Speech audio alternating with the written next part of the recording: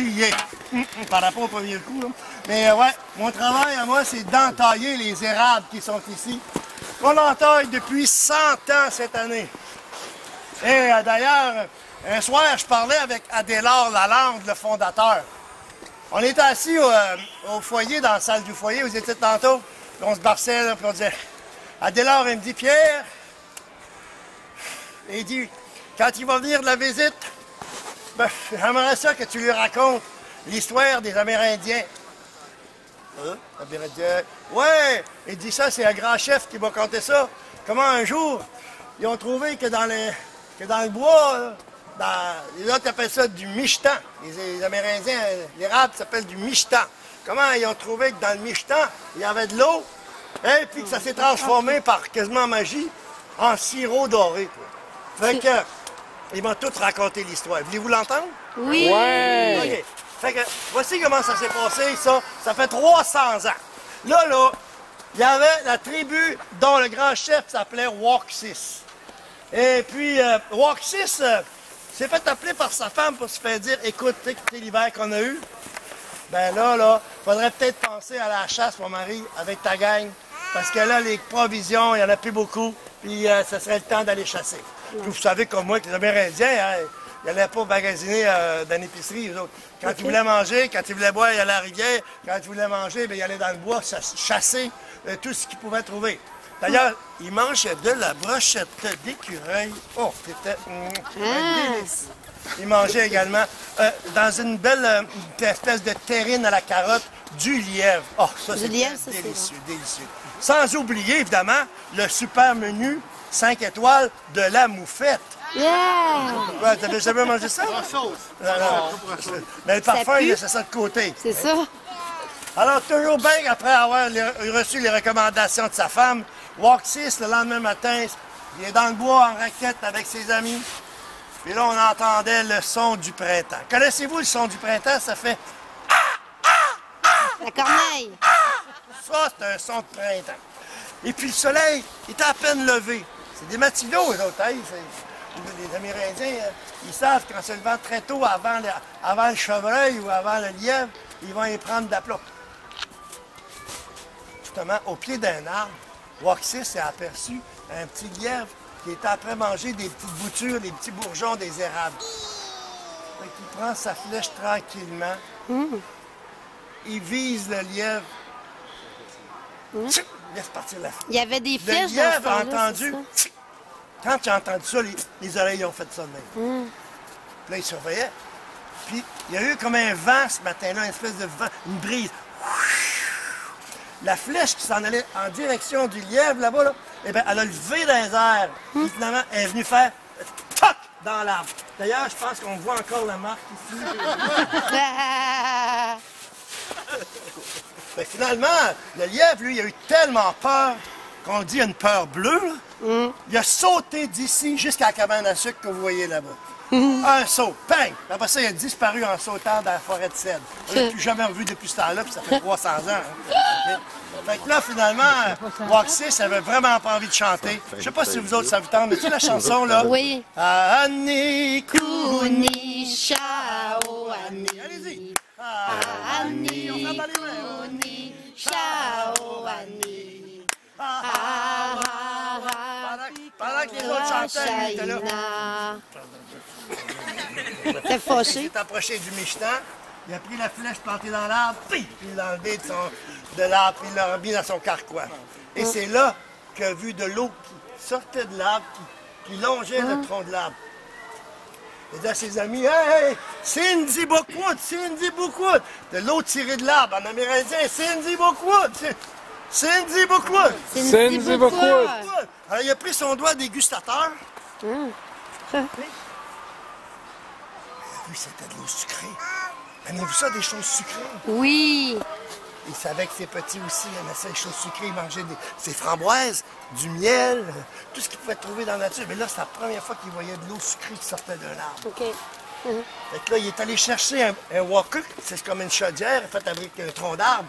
Il a mis ça au pied de l'arbre. Croyez-le ou non, il a pris son tomahawk. J'avais acheté ça à Indian Tower. Puis là, il a agrandi le trou que la flèche avait fait.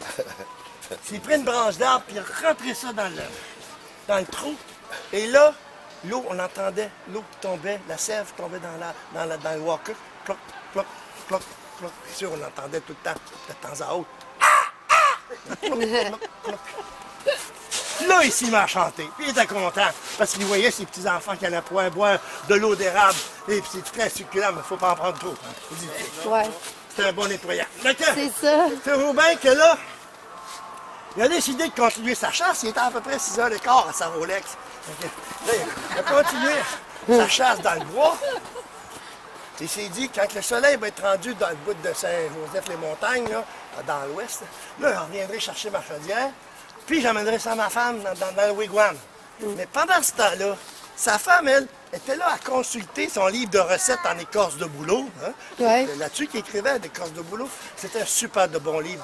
C'était la 2e édition de Ricardo. Tu sais. Et puis là, il lui restait un peu d'orignal. Elle s'est dit, pourquoi ne pas faire un bon ragoût de boulettes de pâte d'orignal? Mais pour ce faire, il lui fallait de l'eau. On fait bouillir la viande. Okay. Le ruisseau est à environ 1 kilomètre d'ici. Quand elle a passé pour ici en se dirigeant vers le ruisseau, qu'est-ce qu'elle a aperçu?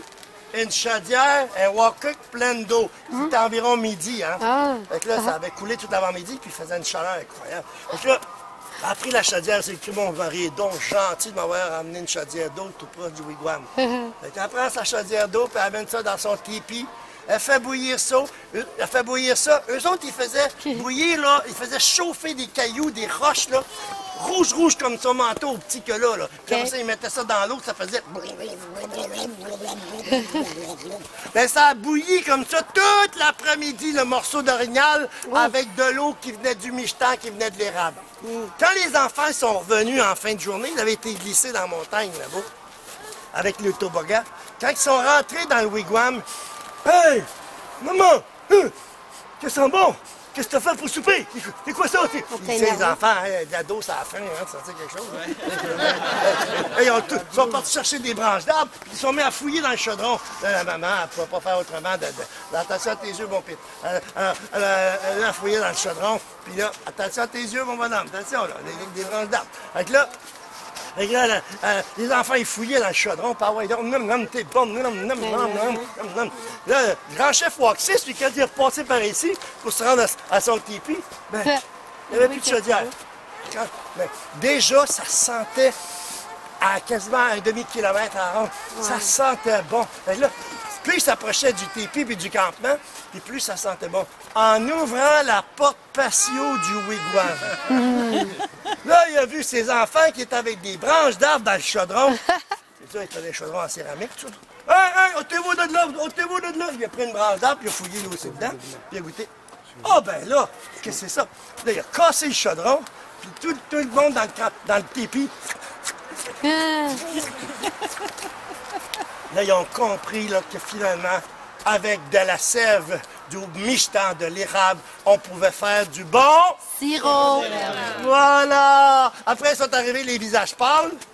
C'est normal, quand tu rames pendant 3 mois pour traverser l'océan, tu arrives ici, tu as le visage pâle pas mal. Eh bien, eux autres, ils allaient à grand verre de sirop d'érable, puis ça... Wow! Voilà! Et là, ça les a remis sur le piton, comme on dit. Hein? Et puis, depuis ce jour, depuis 300 ans, quand tous les printemps, on va dans l'érablière pour faire la fête du printemps, puis en même temps, du sirop d'érable. Voilà. Et bien maintenant, je vais entailler cet érable-là. Je vais installer une chaudière pour ramasser de l'eau d'érable, avec laquelle on va faire du bon Sirop d'érable. Pour ce faire, j'utilise un vilebrequin. Alors, avec ce vilebrequin qui vient de chez Canadian Tire, et non pas Indian Tire, je vais donc entailler. Si vous remarquez, les chaudières, elles sont toutes du même côté de l'arbre. Si vous avez un érable ou plusieurs érables à la maison et désirez faire du sirop, je vous suggère fortement d'entailler et d'installer la chaudière toujours devant l'érable, jamais derrière l'érable. C'est très important. Là, je vois dans vos yeux, vous vous questionnez comment trouver le devant et le derrière d'un érable. C'est pas vraiment compliqué. Vous n'avez qu'à surveiller derrière l'érable, j'ai vu ça à la télévision. C'est là que les petits oursons font ce qu'ils ont à faire. Hein? Et puis le devant de l'érable également est exposé au soleil du matin jusqu'à la fin de journée. Donc c'est le côté le plus chaud de l'arbre. On s'entend là-dessus. Même qu'ici, la nuit, quand il fait moins 10, moins 5 degrés, l'eau qui est dans l'arbre gèle, dure. Hein? Alors l'arbre gonfle. Ici, j'ai déjà vu des arbres gonfler presque du double de grosseur. Pour vous dire, c'est vraiment des arbres à sucre, des érables à sucre. Hein? Et pendant le jour, eh bien, ça dégonfle, ça dégonfle. Attention pas vos ballons, ça dégonfle aussi. Là. Ça dégonfle. Et là, on ramasse l'eau d'érable. Assez parlé. Maintenant, je vais entailler. Les enfants, je vais vous demander juste un petit peu de reculer parce que quand l'eau sort de l'arbre, elle sort très rapidement. Ça fait quand même 100 ans cette année qu'on entaille. Là. Bon. Je sens que je vais être sur Twitter. Non, sur Facebook. Avec Capitaine Bonhomme. On taille en tournant le vilebrequin. On peut dire le mot ensemble. Vilebrequin. Par la droite, comme ça. Et c'est parti. Et voilà. L'arbre est encore un peu froid. C'est la raison pour laquelle c'est plus difficile de... Voilà. Bon. OK.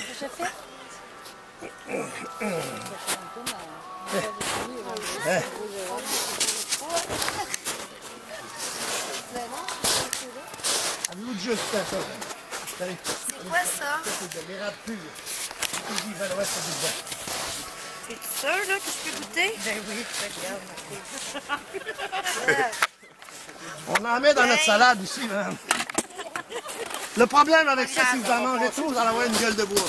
Là, pour ça, donnez-moi un petit peu de sirop. Là. Bon, ensuite, j'installe le chalumeau. Tout le monde ensemble.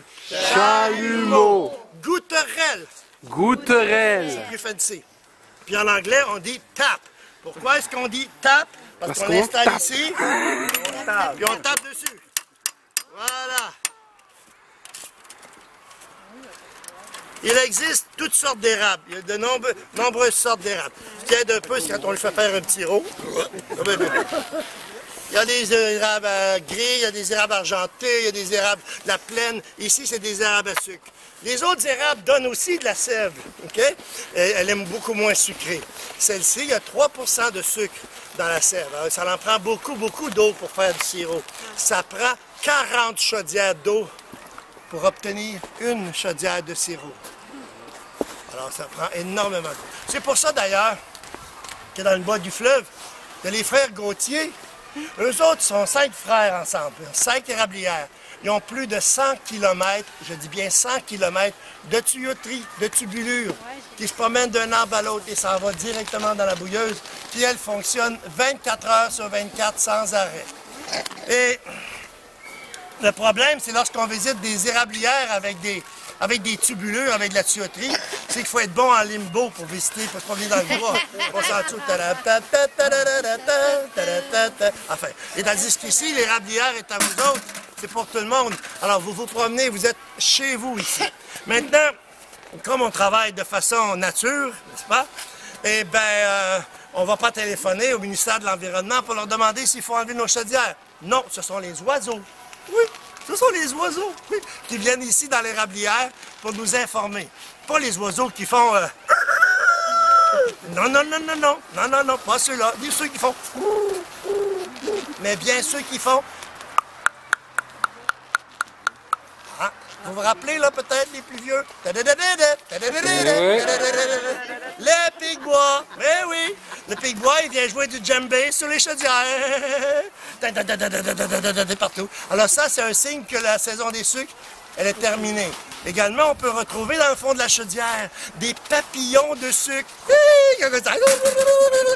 Ils sont plusieurs, ils font le party dans l'eau sucrée. Hein? Alors, quand il y a des papillons de sucre, ben ça aussi, ça veut dire que c'est terminé la saison des sucres. Mais grâce à vous autres, là, on la commence presque, on est dedans. Il annonce même... Ah, c'est vrai que ça reste entre nous autres. Il annonce une bordée de sucre d'ici à la semaine prochaine. 15 cm de neige. Content? Ouais. OK, d'accord, je l'ai dit. Nous, on appelle ça une bordée de sucre parce que quand il neige, ça fait de l'eau. L'eau monte dans l'arbre, elle redescend, monte dans l'arbre, elle redescend. Comme tous les années, on cueille les sucres. Et cette année, bien, ça fait 100 ans. Et on est bien content de vous avoir avec nous. Je vous souhaite une excellente, délicieuse journée à la cabane à sucre. Merci beaucoup. Merci.